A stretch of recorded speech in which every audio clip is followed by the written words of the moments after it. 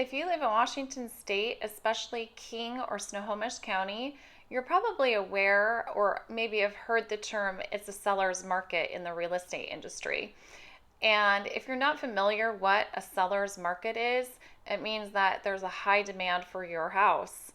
If you've been thinking about selling, now is an incredible time to sell.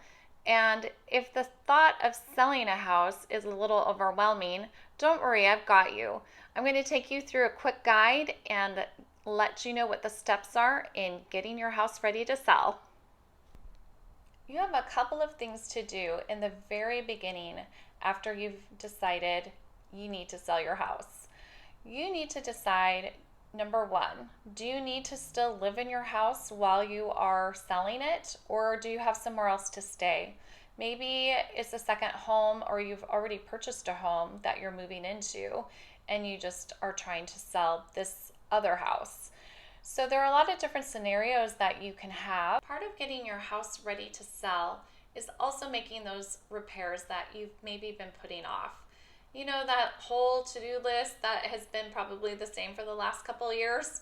It's time to do that. Put on those light cover switches, change out your light bulbs, tighten up the baseboards. Maybe your baseboards need fresh coat of paint. Maybe some walls need to be refreshened. It's nice to present a nice, crisp house, and you don't have to spend a lot of money to do that. Also, a neutral palette is more appealing to buyers. Sometimes it's hard if you have painted your room this beautiful purple that you absolutely love.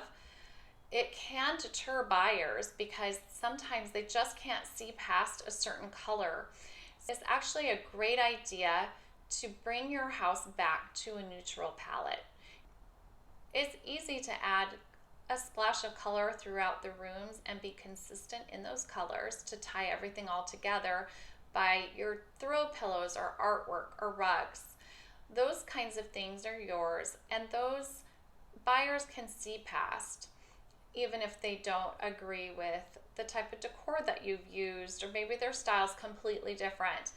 But paint on the walls and drapes are a big turnoff to buyers when they are an outdated color. Once you've selected your realtor of choice, you should expect to have a meeting one-on-one at your house. That way, your real estate agent can walk through the property, take a look at what kind of condition your home is in, and then really sit down with you and guide you through the whole steps. Basically, what's going to happen first off is you're going to have a lot of homework to do. You're going to need to organize your house. Some other quick suggestions on how to make your meeting with your real estate agent in the very beginning go a little smoother is by gathering certain documentation. If you have a septic system, make sure you are able to locate a copy of your septic location map. It will just make things go smoother. You also need to go through and decide what appliances and what other things are going to stay with the house. If there is a certain light fixture that you absolutely love, don't list your house with that particular light fixture installed still. Make sure that you replace it before you even have pictures taken, because that will just be an issue further down the road at closing. Your house is under a homeowners association. Make sure you gather the contact name and phone number for the head of the HOA, and make sure that you are able to present a copy of the digital HOA rules. Also, know what you owe on your house. If you currently have a mortgage, just make sure you are kind of up to date as to what the remainder of your mortgage is, and that will help your real estate agent determine what your net proceeds will be. It's also super important to have an extra set of keys, so that way the real estate agent can have a set to put into the lockbox so people can enter and lock up your house accordingly. Make sure all the keys are labeled.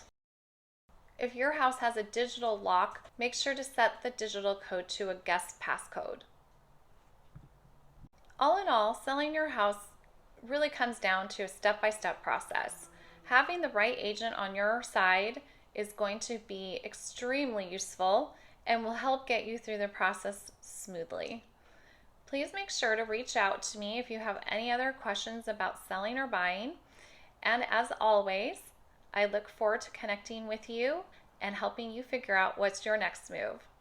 If you found this video helpful and useful, make sure to hit the like and subscribe button for future videos.